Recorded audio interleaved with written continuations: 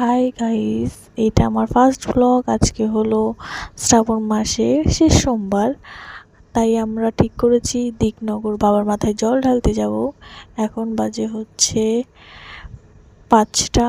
এখন বৃষ্টি পড়ছে, বৃষ্টিটা একটু কমলেই আমরা বেরিয়ে যাব। আমাদের ট্রেনের টাইম হচ্ছে 5টা 46-এ। এই তো এখন আমরা বেরিয়ে পড়েছি, স্টেশনে যাব। এটা হলো বাড়ির রাস্তা, আমরা হেঁটে হেঁটে স্টেশনে যাব। এটা আমার ফাইনাল লুক। এখন আমরা স্টেশনেও পৌঁছে গেছি। এখান থেকে হবিবপুর থেকে শান্তিপুরে যাব। শান্তিপুর থেকে টুকটুকি ধরে এই তো আমরা টুকটুকিতে উঠে গেছি। টুকটুকি করে এখন আমরা যাব হলো মতিগঞ্জে স্নান করতে। স্নান করে ওখান থেকেই আমরা হাঁটা চালু করব।